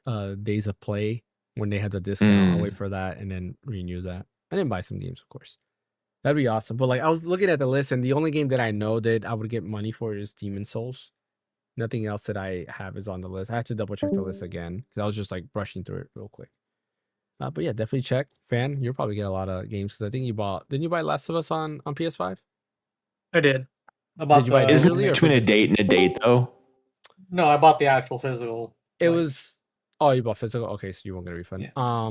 Yeah, it was between the year 2019, I think it was, or 2018 and 2023. It was a year range. Yeah, I don't have a lot of interesting digital games, unfortunately. No. I wonder- The only digital I have is the older, like I bought Legend of Dragoon and like PS1 games and stuff like that were on digital. Is Final Fantasy VII Remake for PS4 on there? I don't know. Let me see if I can I find wonder all if it's going to be this. something where you have to go into your purchase history and report this yourself, or if they do it manually. Because going into your PlayStation purchase history when you have a lot of it is the most pain in the ass thing in the world. So I hope they have a way of like they have auto reporting on there and they just like push a refund to you. Because if you have to do it manually, it'll be such a pain. It's auto. It says auto according to IGN's. Oh, really? Oh, good. Okay, cool. Yeah. So just one day, hopefully, I'll have some Yeah. money in my PSN, and there you go. That sounds great to me. Yeah, it I says didn't between buy April really- 1st, 2019 Yeah. and December 31st, 2023. What were you going to say, Ash? I was just wondering if FF7 Remake is on that list for PS4, if anything. I don't know, because I didn't really buy too many digital games back then, and it's still not as much for when it comes to the console side of the house. But like I know I bought Yakuza 0 on there, but it was like on sale for like $10, I think, or $5 or $10. I'm not sure which number. But I bought that. Then I got FF7 Remake because I was like super excited. I wanted to play this game like at midnight, literally. So, and maybe Uncharted, but I feel like I got some of those Uncharted games for free on there. Maybe. Yeah, Uncharted 3 is I don't on the know. list. Okay. Resident Evil 4, not the remake, but the OG, I think, is on the list. That's actually funny.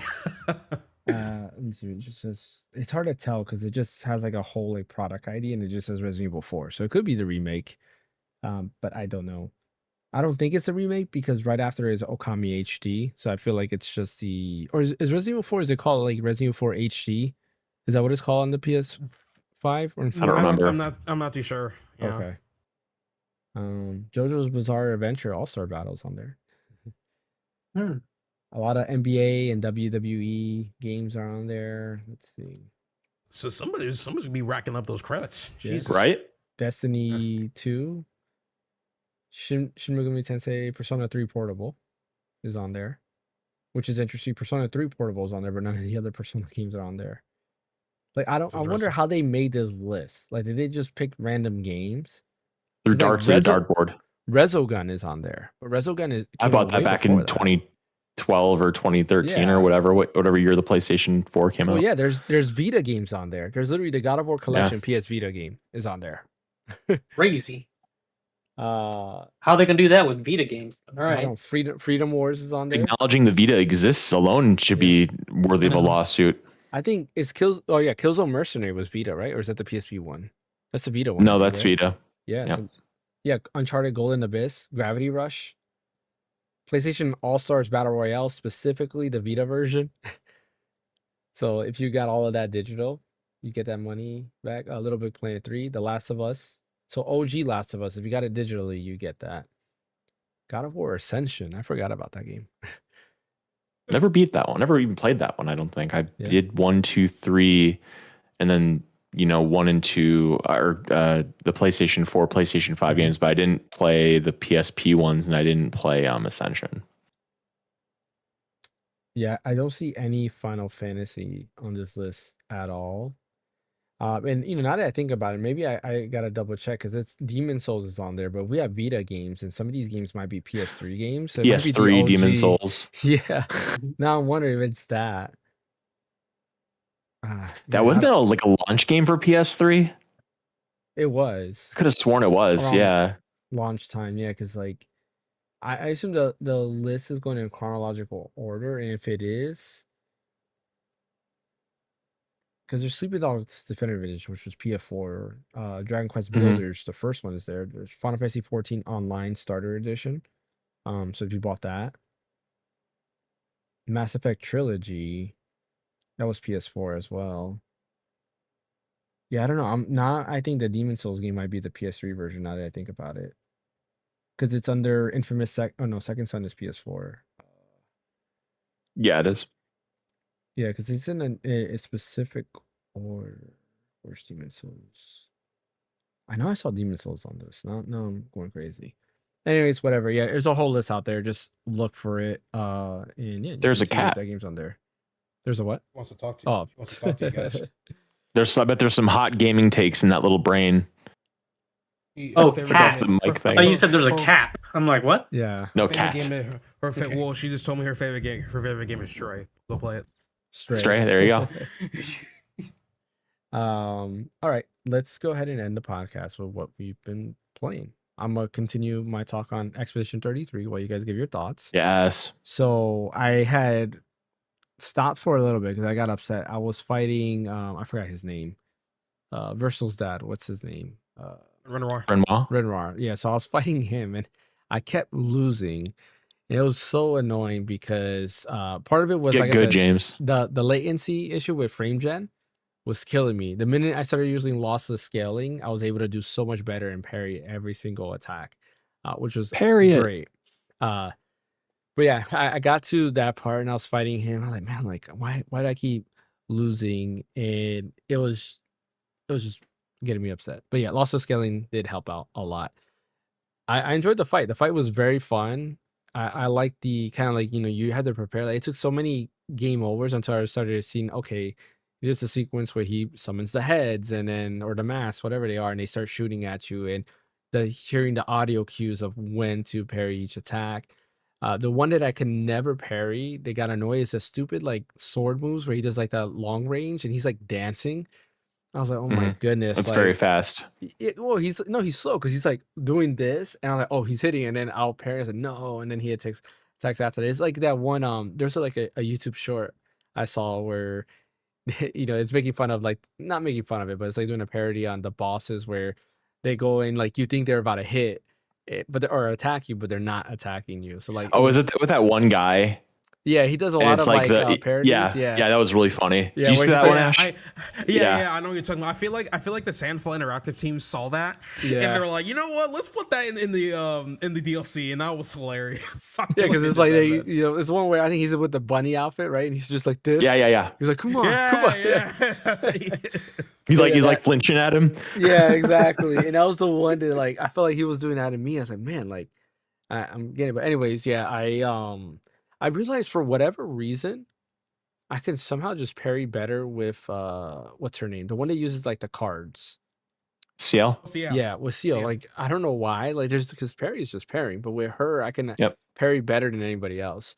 But like, I started realizing, like, I changed out my move set and started optimizing my fight, like what to do, and and now that I got refamiliar with the mechanics, I was like, okay, I remember that I have blitz where I can use that and attack a second time and kind of help me build up I forget what it's called. Is it the success gauge or whatever?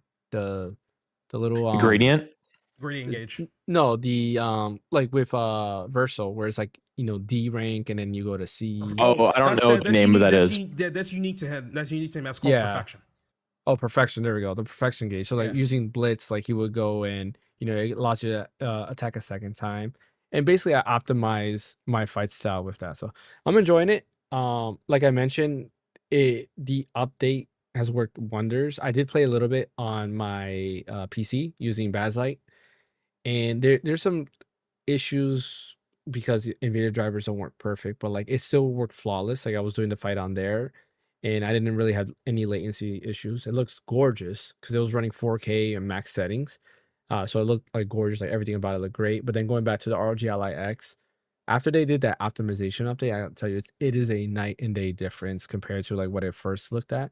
But not only that, being able to remove frame gen and using lossless scaling, I feel like it just looks better overall.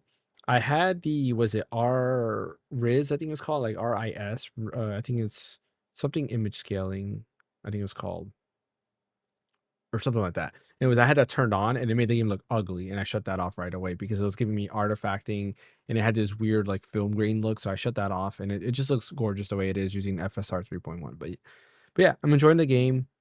What else? I was playing something else. Oh, Rebirth. So like I mentioned, I was playing Final Fantasy VII Rebirth again using lossless scaling, and it looks great. Once you use lossless scaling, which I didn't realize also kind of enables FSR automatically as well, because there is a thing where it says like FSR. It looks better overall. So like I didn't even really need to use FSR, and it's got me wondering, maybe I should shut off FSR in Expedition 33, and maybe it might just look better overall using just what lossless scaling has going on. I wish it didn't force you to use upscaling in Expedition 33. That really annoys me on PC. Well, I didn't. I think the game is kind of poorly optimized, and without upscaling, it doesn't run that great. At least for me, playing it on 5070. With my 4090, I guarantee you it could handle that. No, because you should be able to shut off upscaling. You can't. Not that I could tell. I'm It's almost you either positive have it is. XES or Yeah. DLSS or whatever, and that's it. FSR. Well, yeah, Huh. FSR was. Yeah, I'm gonna have to double check that because I thought there was an option. Double where it's check just that. If you can completely think of, off. if you can see a way to turn it off, Yeah. let me know because I'd be thrilled because I'll go back and play it right now. Yeah. Wait, Yeah, turn one off Turn upscaling off. on Expedition for 33. Expedition. Yeah. Yeah, you can't on PC from what I can tell. Oh, I see what you mean. Yeah, because there's TAA. That's Oh, yeah. That's CA. That's considered as upscaling. So yeah, okay. I fair. guess technically, yeah, if TAA is there, you're right. That you're right because TAA is the only other option. But in my head, it's So- like it's technically, even though it's considered upscaling, it's not really the same. I'm pretty sure you can go within the engine INI files and just remove the upscaling. I think. You just go to Ash, Nexus I'm a mods or simple something. man. But I'm a if you simple go- man. Just go to with Nexus simple- mods or something like that. They probably have But if you they probably have do- a solution there. Yeah. If you do TAA though, because it gives you an image quality slider, I think if you put it at 100%, it means that it's not using upscaling, right? Because Yeah, I if would image assume so, quality is yeah. 100%, then that's shutting off upscaling. So I'm pretty sure Would you can assume do so, it yeah. that way. Yeah, I'm almost positive that's what that means. So I mean, you can Okay, always maybe try I'll that mess out. around with it I one of see these days. Fan just logged in, so he's gonna test it out for us live. Yeah, I'm gonna try it. All right, Our live tester here. we're shooting the proverbial monkey into space or whatever. Yeah. He's gonna let us know. But yeah, and then playing Final Fantasy VII Rebirth, like I was just testing it out again and works great with lossless scaling. And then I feel like there's one other game. I guess Tetris 99 technically, because you had to get the Tomodachi Life. What would you call that, Brian? Skin, I guess. Yeah. Oh, I think I might have missed that event. They had an No, event it's for still going on that. today. Yeah. Yeah. For Oh, Tetris really? 99. Oh, I gotta yeah, it's still unlock going on that. today. Yeah, you got till Okay, I think I gotta do that. tomorrow, like afternoon, Okay. to get it. Because I have zero interest in Tomodachi Life, but I have a thing where I want to collect I have all the themes, and if I Yeah. get this Tomodachi one, then I'll only be missing 2 out of every one. So You know that name itself. That's is how they funny. get you. Dude, That name itself is funny redeem because hydrate. I don't have water on me. I apologize. dude, that name itself is funny because it just means friend's life. It's so funny. Yeah. so Friends Life.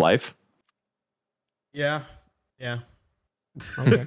No, Makes not like that. It's just friend's life. Tomodachi. Just Oh, means friends. Tomodachi is friends. Oh, okay. I thought you were Okay. saying Yeah. Tomodachi meant Friends Life, and then there's life, so it's like Friends Life. What if it Yeah, was so I'm like, like interesting. It's funny. what if it was like Adachi Life and you had to play as Adachi? Hey, as long It's as just kinda what's his dark. face is voicing him. What's his face? Johnny What's Yumbosh? his name? What's his name? Yes, Johnny Yumbosh. Yeah, Yeah. Johnny Yumbosh. Once if he's in there, hey, AKA I'll be Dante, I'm ready. Yeah, I'm ready, bro. aka Nero. He plays both Dante and Nero, which is kind of Mhm. awkward, but yeah. and you and Narukami. It's funny. It's funny how they cast Johnny Yumbosh as you and Adachi. Oh, I They think did they that on did that on purpose. purpose. Well, in Yeah. Persona 3, I don't think the Japanese version did that either. There are 2 different voice actors. Are they? I Yeah. thought they were the same in Japan. I gotta double check that because I know in Persona 3 they did the same thing. It was Yuri Lothal who was the main protagonist, and then wasn't the little Nix. what is it called? Nix. Yeah, I think that was also voiced by him as well. Yeah, it's both Nix and the boy. I know what Yeah. you're talking about. Yeah.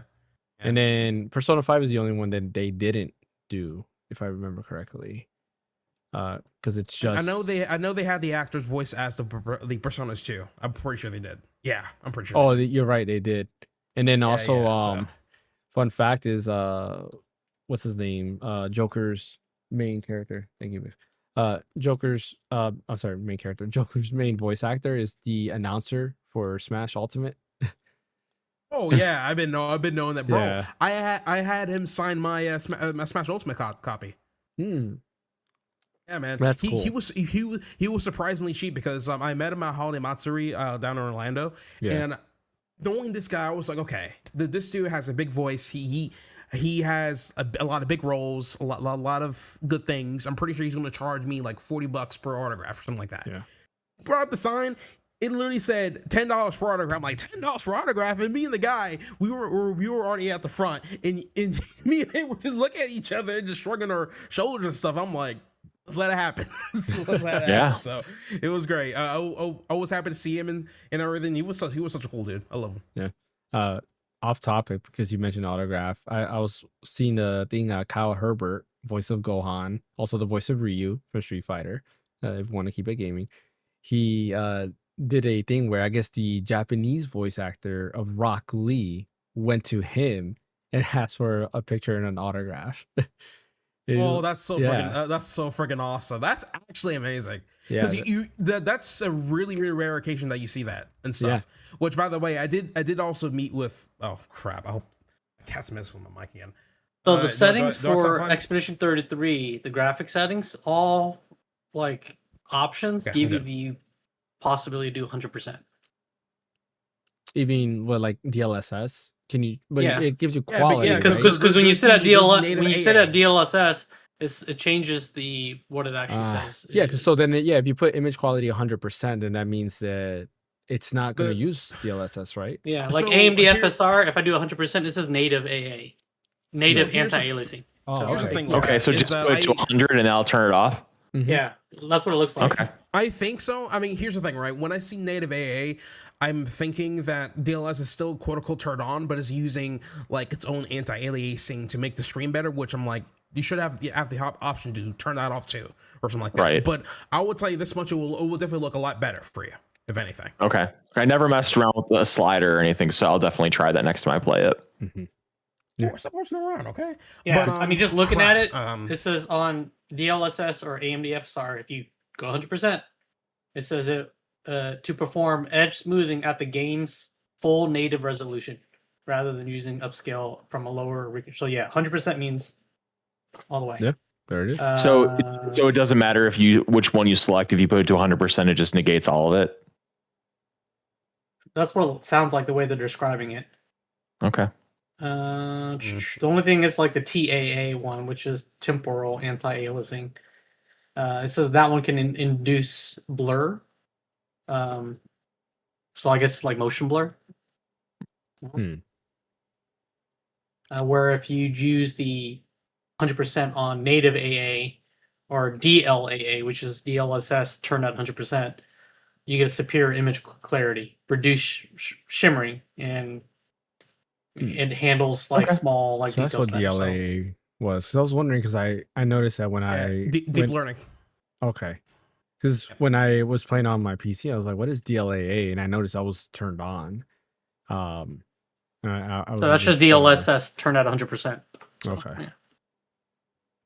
Yeah. So it's essentially deep learning anti-aliasing. So essentially, what they're saying is that anti-aliasing is turned on, but NVIDIA is the one that's actually doing it for you with deep learning with basically with its own tensor cores. And from what I've seen, it does give you good image quality, but the performance is not worth it. So when I had a 3080, I never bothered using that. So. Yeah, there was with that the performance. Well, at least on the 5070, it still was running at least 60 FPS on my PC, like maybe higher. I just don't have a frame counter there. But yeah, that's everything I've been playing. Brian, let's go with Fan. Let's go with you. What have you been playing? We'll leave Brian for last. Okay, so I jumped back into Mega Man Zero and Mega Man ZX. Is that what it is? Mm-hmm. Yeah. ZX Advent, isn't it, or something like that? There's ZX Advent. There's ZX. There's both. Okay. It's well, I mean, the collection you're talking about? Yeah, I was playing the collection, like because like you can kind of switch between the two. Mm-hmm. So I was playing that, and I was kind of going back into like the whole Mega Man, and then I jumped back into Mega Man 11 because I still had a couple bosses that I haven't beaten yet. So I actually just finally finished clearing out all the robots. Now I got to go fight Wily. So while I was playing that, I was like, man, I kind of wish Capcom would jump back into like the older like GBA Mega Man series and give them a nice like refresh. Oh, you're speaking James language. That means Mega Man and Bass is coming back. Because it'd be nice to see like if they brought back or redid those games, the older games, Like what And, games are you just- talking about besides Mega Man and Base? I mean, just like even like the like Mega Man Z and even ZX, just like bringing that into like current like graphics and Okay, stuff so like that. like a remake, kinda. Kinda, just Okay. like upping it to like HD quality because Okay. playing the game, I like it has you have 4 buttons, but technically you only use 2 because it's A, B, L, and R. So Yeah. So I was like, man, it'd be nice if I could actually have access to the other like 4 buttons that I'm missing. ZL, ZR, XY, to do other stuff, to quick swap into like abilities. Because I was playing Mega Man Z, and I was like, oh, I can use my sword, but I have to do a stupid number like button combination. Yeah. And I'm like, so it'd be nice to see Capcom jump back into some of these older titles that were limited in what they could do at the time, and just bring him into like modern times.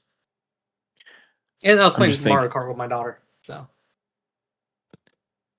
I'm just thanking my lucky stars. We're getting dual override next year. I won't get greedy and ask for them to I can get Mega Man Z or whatever. Like, as much as that'd be cool and I'd be totally down with that, it's just I feel like Mega Man is such a weird property in that Capcom has so much, like, I don't know if you call it faith, but they put a lot of marketing behind it, and it's very popular, and Mega Man's very beloved. But when it comes to actual releases, very, very few and far between. And honestly, 11, I've never been able to like really get through 11 because the levels are way too long and the checkpoints are kind of sparse. And yeah, I don't know. I never could really get through that. But anyways, continue.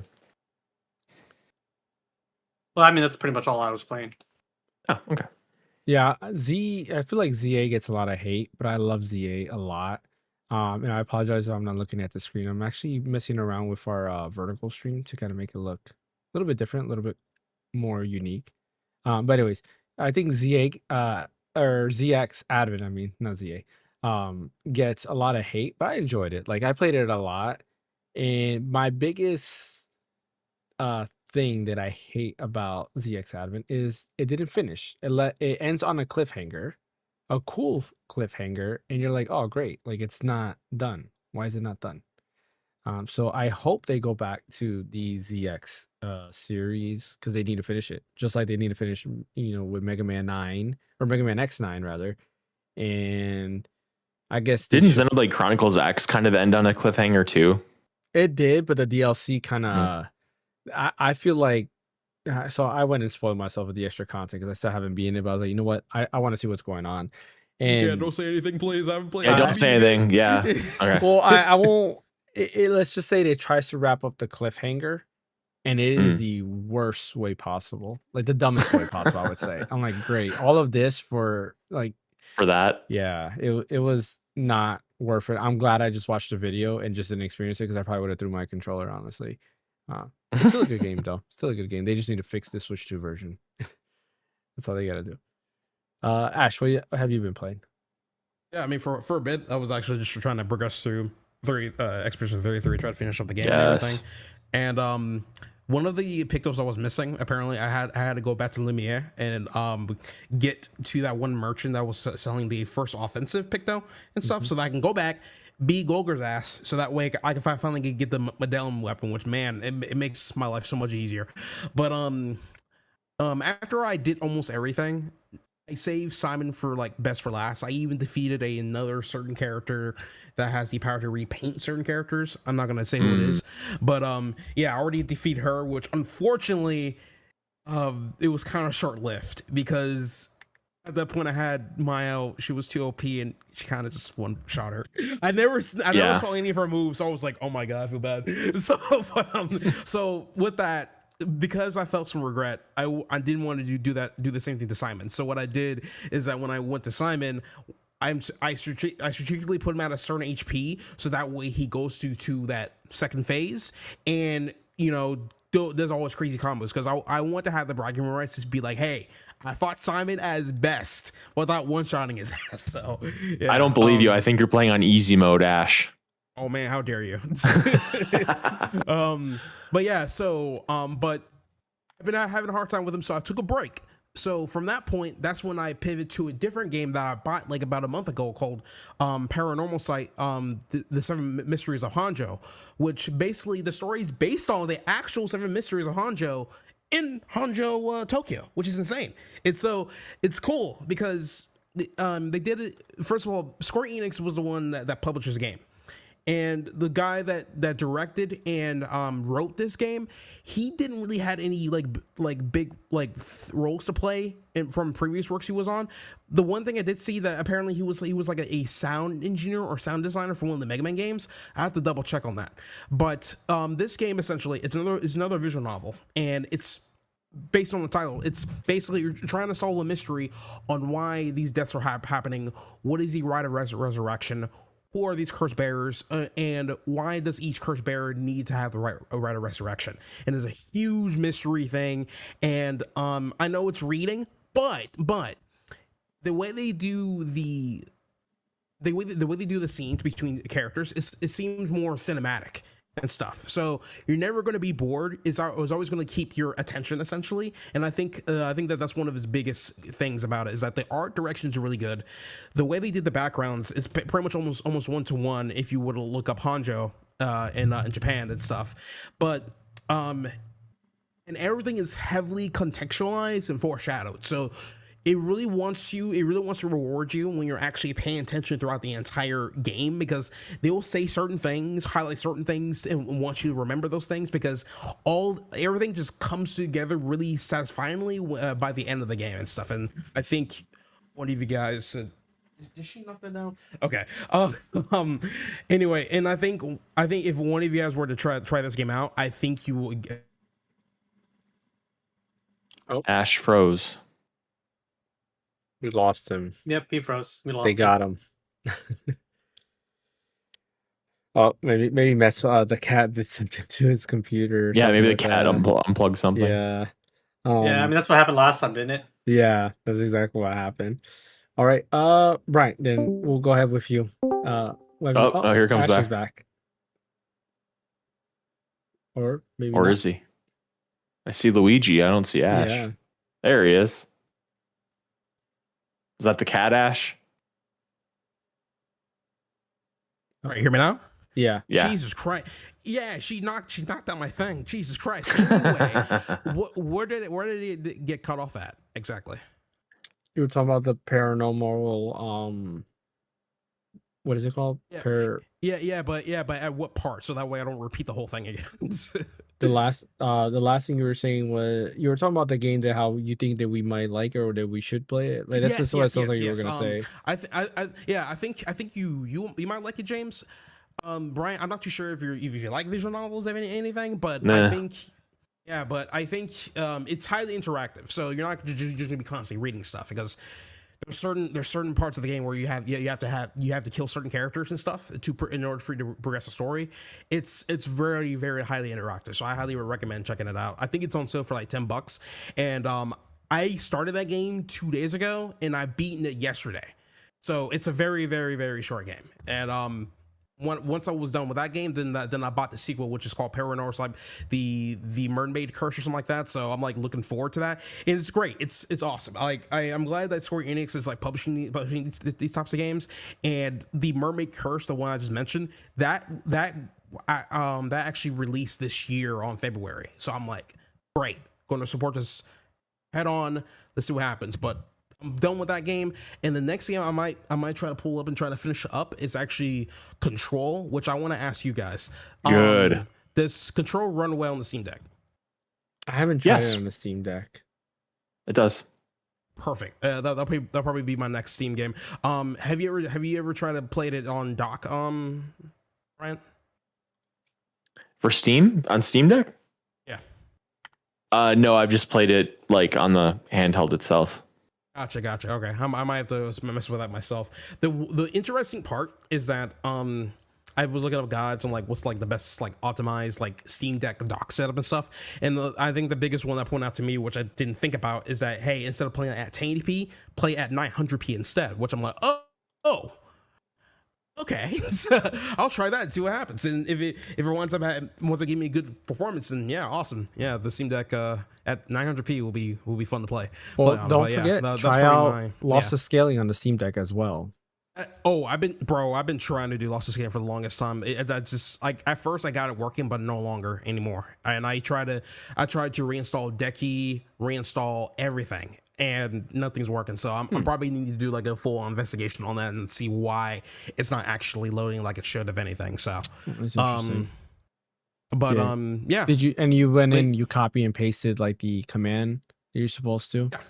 Okay. Mm-hmm. Yep. Did everything to the T. Did everything to the T. The only thing I haven't done yet is ask for some help within the in the loss of scaling Discord. So yeah. But yeah, it's so far it's been good hanging out with the Steam Deck again, as my main machine, because like I said before, PC's out of commission for now. I might just go back to Simon when my power supply comes back, which will be on Tuesday. So don't worry, Brian. It's not going to be for like another 2 weeks or something like that. Once that comes back, I want to see Simon on his full resolution glory and beat his ass in full resolution. So you'll be hearing from me once that happens, Brian. Don't worry. Good. So, yep, that's it for me. All right, then Brian. Yeah, so I finished Returnal. Man, what a game! Sincerely, it came out almost. It's really crazy. I realized when I played Saros and I kind of looked at the release date of Returnal. Returnal came out in April of 2021, and Saros came out in April 2026. So it's like an exact, like nearly exact 5-year span between games, which I think is just kind of nifty. Just from like an OCD standpoint. When Returnal first came out, that might have been one of the first roguelites I'd ever played. And I couldn't get the hook of it because I got so frustrated with going long through a run, dying, and then going back to the beginning and lose all my progress and stuff. And that lack of progression just bothered me, where I literally felt like I was wasting time because I wouldn't gain anything. And I tried going back to it several times over the last 5 years, and varying success, but it just never hooked me. But then I saw Saros is coming out and I'm like, okay, I'm going to finally do this come hell or high water. So I finally buckled down and I played Returnal, and I kind of started to get the gist of the systems as far as like collecting ether. I think it's ether or resin or something like that, where that stays with you the entire time, even if you die. The abilities, the upgrades, the weapons, kind of getting into a groove of figuring out what weapons work best for your play style, and choosing when to do optional routes as opposed to going through and doing the full like point A to point B main route and everything like that. And I eventually really fell in love with it. And to be honest, I would say half of the reason it's so easy to fall in love with Returnal is the haptic feedback in it. It's so good. It's easily, besides Astrobot, I can't think of another game that uses haptic feedback as well as Returnal does. I'm going to put Saros in there too, because they're, the same developer and they're very similar. But I'm just saying, like, feedback wise with haptics, it's just incredible on a Returnal. So I finished it, and I really want to go back and platinum it because I really do love it, and I think it's a great game. And I know, James, you were talking about maybe one day we could go and do that multiplayer stuff. I think that'd be a lot of fun. But I can't recommend Returnal enough. It is really a special game. So I picked up Saros. I don't know if you guys remember, like a couple weeks ago. I don't remember if I told the whole Discord or if I just told you, James. There was this thing that I just told you, yeah. Cash App had this thing where if you had a Cash App account, you could get 50% off of one PlayStation Network purchase up to a limit of like $100. So it was like I bought Saros, which is I got the deluxe edition or whatever. So it was $80. I got it for $40, and that's just like crazy because it's a brand new game I got for half off. So that was cool. But anyway, so I got Saros and I started playing it, a couple days ago. And again, what a fantastic game! It's very subtly different than Returnal. The story is a lot more conventional. It's kind of that sci-fi trope of it's actually kind of similar to Pragmata, where it's like we've lost all contact with the colony. We have to send in these folks to come in and figure out what exactly happened. And it even kind of has like a slight alien touch to it, where it's like they work for this corporation and their lives are pretty much like the corporation doesn't care about their lives at all. They care about is getting the resources from this planet and getting technology and stuff, and the safety of the crew is pretty irrelevant. So it kind of has like an alien feel to it a little bit. It's really interesting because there's little subtle things in it that are different than Returnal. Like, for example, James, if you remember in Returnal, your weapon has an alt fire. Like it might be like a grenade, or it might be like a Panzer Dragoon laser, where it's like a bunch of lasers converging into one. There's a bunch of different alt weapon fires in Returnal, and how it works in Returnal is there's a cooldown, so it'll be like 25-30 seconds before you can fire the alt again, unless you get like an artifact or a parasite where it'll lessen that time by 2 to 5 to 10 seconds or whatever. In in Saros, as far as I can tell, they don't have a cooldown for that anymore. Now what you do to get back your alt fire is you have to absorb bullets from the enemies using your shield, because there's this new mechanic in it where you have a shield, and so when enemies spray these blue bullets at you, and there's also like these green bullets that I just unlocked the ability to absorb them too. I'm going to play it after the podcast and see how that works, but essentially you absorb bullets from the enemies and that recharges your alt fire. And so it's kind of this interesting dance where you have to be aggressive with your shield and kind of get in and try to absorb the lasers before your shield runs out, and then you get hit. And then it's like, and so you kind of got to try to figure out how to be aggressive while being defensive at the same time. And then that kind of messes with how often you can shoot your alt, which messes with how offensive you can be, how quickly you can take down enemies and stuff. So it adds an interesting wrinkle there. So the story is quite different, because Returnal was very esoteric. It just had this very ambiguous storyline with like Celine in a car crash and an astronaut. It was very like Twin Peaks. Like I said, this is more, as far as I can tell so far, kind of alien. I think there's like a woman that you're trying to rescue playing as this guy, and there's probably some weird stuff there where like people are kind of going crazy being on this planet. So yeah, I'm really enjoying it. I can't wait to jump back into it tonight and play it some more. I got past the first boss in the first biome, and it's really really good. I haven't gone back to Pragmata yet. I really need to do that. I need to finish that because I'm probably like 3/4 done. And then tomorrow, the new game coming out called Steam Controller on Steam OS is going to come. So we gotta jump on the pre-order, and hopefully we can win that game. Looking forward to that. I also bought a game tonight that was on sale. That's Balatro, but with chess. Apparently it's gotten some really good reviews, so I wanted to try that, where it's like you're in chess scenarios and you get pieces of chess and you have to like beat certain scenarios with the chess pieces, and then if you do it in a certain amount of turns, then you get money, and then you can buy chess pieces that do other things and stuff. So I thought that kind of was appealing to me for the price, so I picked that up, and we'll see how that goes.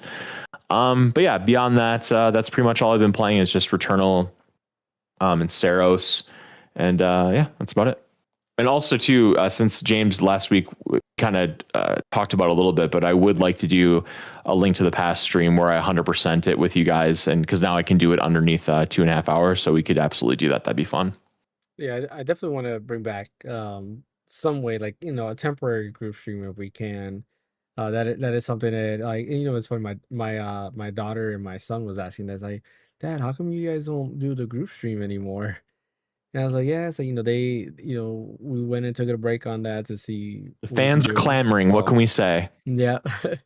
So they were asking about that. I was like, you know what? And then I was watching Orbitals too. I was like, all right, which one of you are gonna play? Oh yeah, that game too. On stream? Yep. Like I gotta play.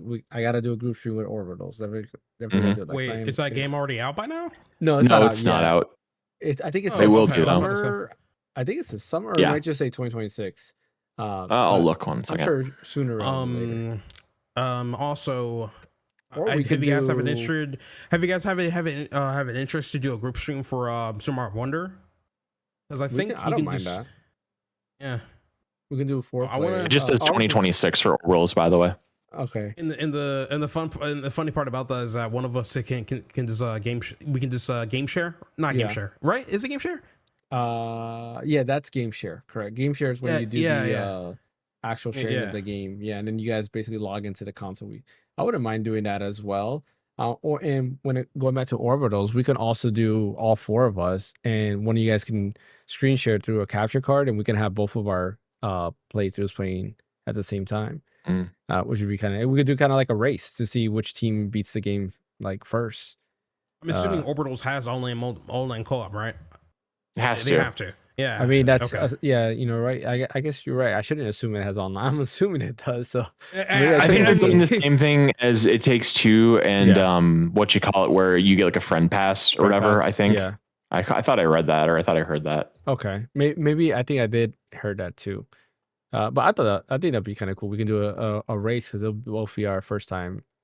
All 4 of us. At the same time, though, your first time through a game, do you really want to race through it? I kind of might want to absorb it or something. I don't know. Yeah. Or it doesn't have to race. We can just play it together. But yeah, I guess that brings us to the end of the podcast. I'm super excited for the Steam controller. I can't wait to order it. Tomorrow, 1 p.m. Eastern is when orders, I believe, are live. So yeah, definitely keep an eye out for that. You guys should be ready at 1 p.m. Eastern because I got my Steam wallet all loaded up. I'm off tomorrow. I'm off tomorrow, so I'm ready to go. I just hope it's not like a $105 situation. Loaded my wallet. Yeah. Ash, is your wallet loaded on Steam? Do I have to load that? You might as well. It'll make the process smoother because then it doesn't have to touch your. It doesn't have to like do a credit card authorization. You're gonna do it anyways. You're gonna pay for it anyways. You might as well do it now. I see what you mean. Okay. Well, the thing too is also with the Steam Deck, like people were saying that so many people were trying to buy it at the same time that the credit card payment system went down. So then the only people who were able to buy it was people who had the Steam wallet or like they have money in their wallet. So yeah, it's money you're gonna spend anyway, so you might as well. Yeah, that's fair. That makes sense. I would do. I would say fan. I would do one. I'll do the Steam wallet thing. I'll say I'll do 110 because when you factor in taxes, if there's taxes, did the Steam Deck have taxes? I don't think it did it. Okay. Yeah. I don't remember. What's your? I can help you with this actually. What's your tax rate where you guys live? Well, 7%. Is it? We're talking about 7.5 right? for you guys. Yeah, you guys. 7.5%. So yeah. Oh, I gotta add another $5. Yep. Because I only have 105. So it's gonna be 106.43 after tax at 7.5%. So you might want to just do 110. Yeah. Shipping is going to be free. Probably. Valve's never charged for shipping for Steam Deck or Index or anything like that. So you'd assume it would be free. But I think still. didn't I read somewhere to USPS they're now charging fuel something for shipping? I don't know. Valve will eat that, man. I guess that's USPS though. They're not gonna ship through USPS. They won't ship through USPS. It'll be through UPS probably. Or FedEx. Yeah. My question is that how long is the shipment usually? That depends. Steam Deck took a while. Did it? Mm-hmm. Yeah, Steam Deck because when you did the pre-orders, you had to wait for the batch, and then they started in June. Because I didn't get mine till July when the Steam Deck came out. I feel like this won't be like the Steam Deck though. I think the Steam Deck is a lot more components and a lot more technology. I think this is just a controller. I bet we get ours by next podcast. That's what I'm going to say. Yeah. It's either that or it's going to pre-order tomorrow and then it'll ship next week. It'll be one of those two things. Okay, I hope so. Well, I don't think it's not even pre-orders. It's official. It's just order. You're right. Yeah, you're right. This is just an order. Yeah. So yeah, I wouldn't be surprised if we have it by next podcast. Yeah. Hope so. Are you guys going to order it through the Steam desktop client or through the actual browser? It'll probably be the app or browser for the me. App or Steam, at home when it goes live. Okay. Yeah, I'll be working from home, so I'll be able to just keep my Steam open. Yeah, hopefully we can all get it before the next podcast so we can talk about it because I'm excited. And we can have the thumbnail be all of us holding our Steam controllers or something. Yeah, exactly. I'm excited to test it out. I'll test it out in dock mode and everything, and still test it out with that scissor app on PC. Maybe my next Eternal Darkness stream will be using the Steam controller. Oh yeah, congrats on being that chapter, by the way. That was so great. Annoying. Yeah, I kept dying, and then even after that, it's just oh my goodness. And then you have to do the thing where you do the 9 pillars and you summon you do the magic spell, and I didn't know what magic spell to do. I was okay, let me just go randomly, and I picked one, and then I realized, okay, I guess that's not the one I'm supposed to do. And finally, I guess it just doesn't matter what spell you do, but it has to be the right The right like color affiliation. thing. Yeah, Yeah. correct. So I assume that now this is the end. I'm at the end. Or is there another Did you play as the chapter? firefighter yet? Oh no, I haven't. So then there's still one more. The last chapter you play as Alexandra. Okay. Alexandria, but there's like another chapter though where you play as like a firefighter. So maybe you either have 1 or 2 levels left. Oh really? Because I played as the grandpa, so I thought that was it. Interesting. Nope. Okay, so there's one more. Oh, I would assume one more, and then that's At it. least one more. Yeah. Oh yeah, I kind of want to hurry up because I do want to play Mario Galaxy, especially after finally watching the Mario Galaxy movie. I do want to watch it. I You're do want to itching. play it. Yeah. Speaking of that, I guess before we end the podcast, I didn't give my thoughts on the movie, but like it wasn't that bad. Like I think critics No, were it's over fine. hating it. Fine. Yeah, it's like I don't know what they were expecting, like some deep like crazy story, but even then, I think for what it was fun. Like it was fun. You know, the references definitely I think were for people who play the Our games. age. Yeah, exactly. So seeing all the It's not for all. references. It's not just for our age, man. I don't know about that. No, he just Well, the but- references. Yeah. I mean, a lot of the Yeah. references too, like, but my kids noticed it. Like, they saw Rob, and you know, it's like, oh, hey, it's the Super Smash Brothers character. I was like, yeah. That's good. That's I good. bet enough. if you took a 5-year-old to see the Galaxy movie, I would bet 95% of them wouldn't know who Wart is, for example. Oh no, they didn't. Like my 7-year-old, he didn't know the majority of the characters, right? But he had fun watching it. Like he knew Mario and Luigi, Right. and that's all he cared about. And then he thought Fox was cool as well, you know, which Oh, of course. yeah. But like my 2 older ones, because they play Smash, they knew Rob, you know, and then the Falcon kick with Luigi, and then what else? There was something else that they caught. I was like, oh yeah, I didn't realize that. It was something that I didn't catch, but they caught it. I forgot exactly what it was. But yeah, the different power-ups that they use. The little detail of like when I guess spoilers, but when Peach goes off and then Mario and Luigi are still in the Mushroom Kingdom, and it kind of shows like a world map or whatever, and it Yeah. shows like that. I thought that was Yeah, kind of cool. that was cool. Yeah, Mhm. they're They're all a lot like of good solving details. problems. Yeah, exactly. And like when they did like a Hammer Brothers thing, it plays like the Hammer Brothers song from Mario Yeah. 3, I'm pretty sure. And there was that and there was one that I could have sworn is a reference to Smash Bros. And I think it's when Mario is fighting Bowser, and like if you notice they're fighting and it's 2D, like the camera angle goes 2D, and it looks like I think that was when it was it might have been something else, but I know the camera angle goes 2D. I was like, oh, that's kind of cool because then they're must just have missed moving that. sideways. Yeah, there's a lot of good references. Have you watched it yet, fan? Not yet. No, it's available Yeah, for too much going on this for weekend, renting so now. we'll probably. Yeah. Oh, it is? Yeah, it's available for renting now on a digital platform, so you can. I feel like watch that's fast. that. Yeah, it is pretty quick. I mean, my only complaint about the movie was it was mainly just how fast they rushed the ending of it, you know, and that's pretty much Yeah. it. Like I feel like they could have done a bit more screen time with 2 certain characters. I'm not gonna say what it is since fan has not watched it yet, but yeah, if they would have like just push that up a little bit, then it would have been a good movie for me, you know. Mhm. It wasn't bad. It was fine. Like it's Yeah. the same thing as the first Mario movie. There's nothing agree. offensive about it. It has some keys jingling in front of your face a little Yeah. bit too, but it's fine. It's a good time. It's all right. It's nothing I do crazy. prefer the soundtrack of this though, because the thing Yes. that I didn't like the most about the first movie was the lack Take on of Me. the Mario music. Right? Yeah. It was like, but this one they play a lot of Mario music. I was like, Yep. okay, that's better. Yeah, because to me, Yeah, I they felt played like that was Take on Me in the Donkey Kong part. Yeah, exactly. Like, you know, oh, I mean, they did do the DK rap, which was nice. They brought that back. Right. But like to me, I was like disrespectful to Koji Kondo, who does the music, and it's like, Right? come on, the music's amazing in Mario, and it's iconic. Like, why not use all his music? Because there's a lot of music to pull from, and in this they did, which is cool. Even the Fox music, that was amazing when they played the Star Fox music. I was like, yes.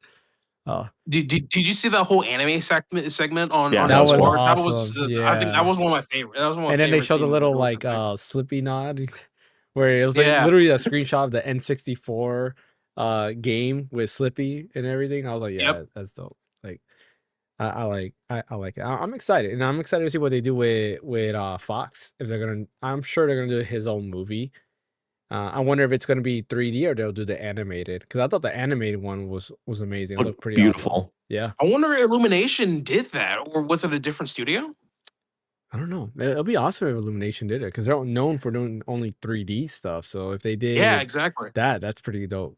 I give them a huge props. Did you guys see that the Zelda movie's coming to IMAX? That's kind of cool. Like that, you know. I'm still scared of that.